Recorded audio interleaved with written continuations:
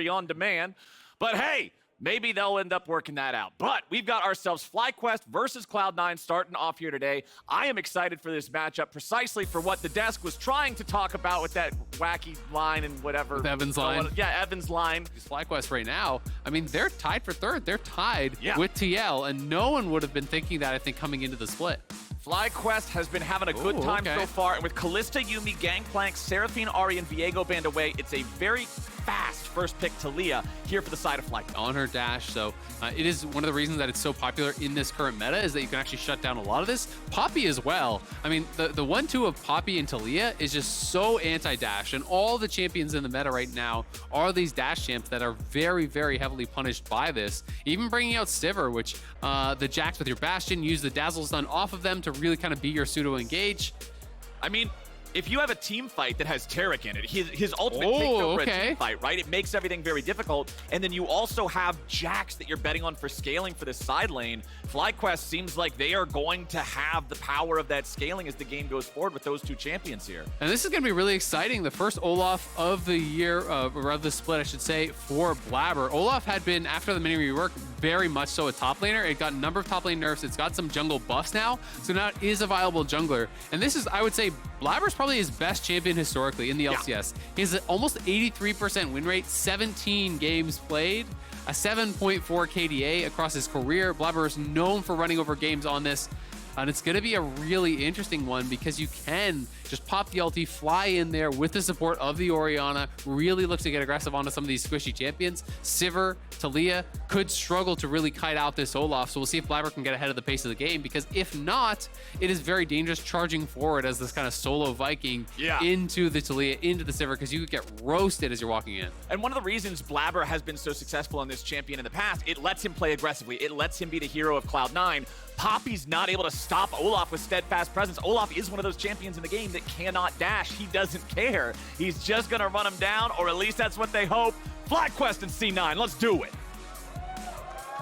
All right, on to Summoner's Rift as our mid laners come face to face. Lots of eyes here on this matchup. Isaac, both of these guys have the power to put the game in their team's hands. Absolutely. It's going to be a really exciting one. As I said, incredible Liga games from both these players last week. The Takui gets it this time around. Max fudge around a little bit here in the top side. Blabber's coming around mid lane. They're going to try to dive top, though. That's the more important thing here, is they're actually going to look to dive.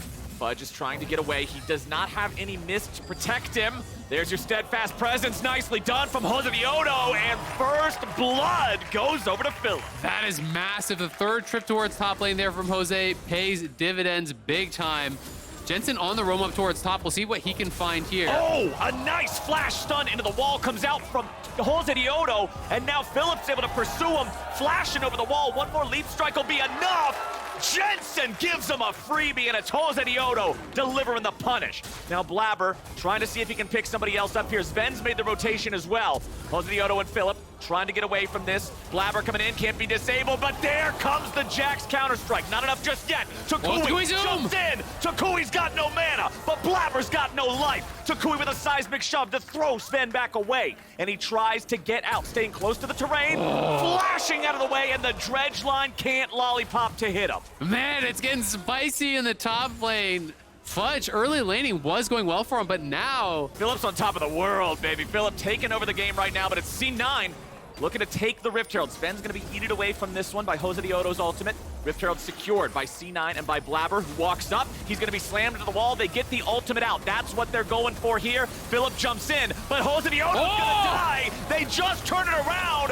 FlyQuest is free food, and Cloud9 just won the game. How many times have you seen Blabber do this on Olaf? The enemy team thinks they have him caught. Absolutely awesome for C9, and now FlyQuest got to figure out what else they want to do. Josedeodo and that's fighting for Fudge. 1v1. Yeah, Fudge is not having a good game personally, but his team is doing great, helping him out here as they're coming up top, looking to make this happen again. Orianna ball goes over the wall. They don't want to let Fudge die here. Takui coming up now, trying to help out the rest of FlyQuest. C9 disengaging when they see that it's a fair fight because Fudge is already half dead. Yeah, absolutely. I mean, yes, C9 does kind of push them out of there, but now Jensen and them have to walk back, and they don't have vision here. This is awkward. It's going to be a 3v2. Blabber now spotted. Blabber goes in. He wants Takui. Talia can't He's got him! That's what I'm talking about. Talia cannot escape. once the Viking has found his way in, it is Ragnarok, baby! FlyQuest heads for the hills, and Blabber is heading straight for the top of the scoreboard. He's gonna kill him too! Going underneath the turret for Jose, and Jensen gets paid! Blabber is just going insane on the Olaf. 5th pick, who cares about top lane? It's Blabber that is the counter here. Now, Blabber's the one having the best time, though. Blabber's the one who's just absolutely going to town in this game. Philip coming in from the side. They'll look for Jensen. They're putting the CC together and going after him. The Cloud9 mid laner just goes boom. But now Blabber's looking to get something back. He flashes in, but he can't do it. He's run out of the Ragnarok, and FlyQuest have found some crucial kills. Anytime there's a wave that's going to be crashing, FlyQuest sends it up towards top, looking to zone Fudge off this tower. We'll see if they want to commit to the turret itself. There's only 50 seconds until Soul. Maybe FlyQuest is going to try to actually get something here and give it up. Oh, no. Oh, they go in for Fudge, but it doesn't turn into a whole lot just yet. FlyQuest, this one's not going where they want it to go. Afro move bringing down the ulti, but FlyQuest are still in a bit of a tough spot. C9 pouring the damage into the health bars as Blabber stays alive, tanking on the front line, but he's finally going to drop. FlyQuest get 2! FlyQuest oh, here comes 2! Berserker! It's 3v3 here on the map. Penta angle! Berserker is killing everyone! There it is! Berserker gets the Penta! Berserker popping off. You could see it happening. He saw the angle. Tarek ultimate expires. He had held his ulti the whole time there. Pops it up. He's shredding through FlyQuest. Beautifully done. Whoa!